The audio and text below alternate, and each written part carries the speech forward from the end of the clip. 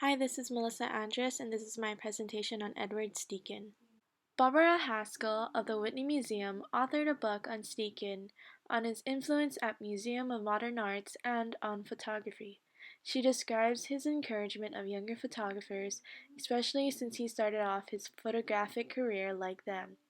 Also, she describes his influence on photography being seen as an art form. Edward Steichen was born with the name Edward Jean Steichen on March 27, 1879 in Luxembourg. His parents immigrated to the United States when he was 2 years old, and they lived in Hancock. His father worked in the copper mines, then the family moved to Milwaukee, Wisconsin. He was the first president of the Milwaukee Art Students League and studied paintings in Paris. He went to Pio Nono College in 1888 and did a 4-year internship in a lithographic firm at the age of 15. All contributed through his talented drawing skills. He became interested in photography at age 16. During the World War I, Steichen was in command of all aerial photography of the American Expeditionary Force and retired as a lieutenant colonel. When America undergo World War II, he became command of all Navy combat photography. In 1963, he was awarded the Medal of Freedom by President John F. Kennedy. He lived a very influential and successful life and died in Connecticut in 1973, aged 95. Steichen bought his first camera in 1895. When Steichen was a part of the Milwaukee Art Students League, he went to New York to meet Alfred Stieglitz, a prestige well-known photographer, also mentor, who was the first person to buy his work for more than $5 apiece. With Stieglitz as the sole founder, Steichen was a co-founder of the photo secession of the exhibition gallery called 291. A gallery that showed American paintings, drawings, and sculptures by modern artists, such as Pablo Picasso. Also, Steichen's photographs were widely shown throughout this gallery. Steichen brought European modern art to this gallery. His pictorialist style consisted of soft focus and heavily retouched photographs. Stieglitz Journal magazine, also called as Camera Work, included 65 photographs and 3 paintings of Steichen's work within 15 issues. He greatly mastered the gum bichromate process and the autochrome process. The gum bichromate process brought color into his photographs, and the autochrome process helped glass plate to obtain color transparencies. After World War I, he shifted from that style, pictorialist style, and started using the camera by stressing sharpness and texture. Years later, he began fashion photography for Vanity Fair and Vogue magazines, where he took fashion illustrations and celebrity portraits. When he was 68 years old, he became the director of photography at the Museum of Modern Art in New York and was a curator of the Family of Man exhibition. This exhibition showed many photographs of America and the overseas within the humanistic viewpoints. At the beginning of Steichen's photographic career, he focused on a more pictorialist style. He obtained his style with the mentorship of Stieglitz. When he started, he developed a reputation as a portraitist.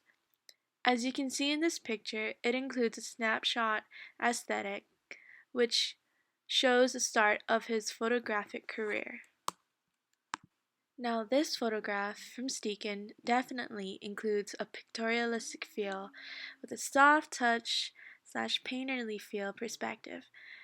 This photograph has been heavily retouched by hand, and he's done this with many other photographs. Steichen's photograph of the Flatiron is modern and American. It shows a segment of the 2-story skyscraper of Madison Square in New York in his photographic frame.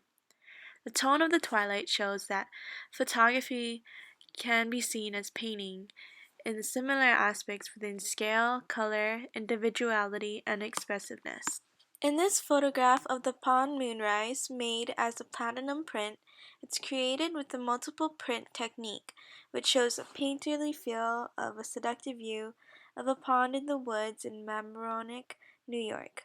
Charles Caffin commented on such pictures and said, "It is a penumbra between the clear visibility of things and their total extinction into darkness, when the concreteness of appearances becomes merged into half-realized and half-baffled visions.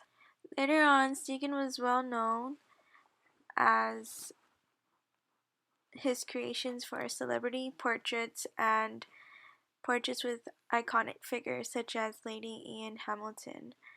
As you can see in this picture, you can see his pictorialist style that he started with in the beginning of his photographic career. Now you can see the shift of his pictorialistic style to his now current sharp and texturized style, more modernized as well. The subjects in these pictures are specific and vivid, as you can see.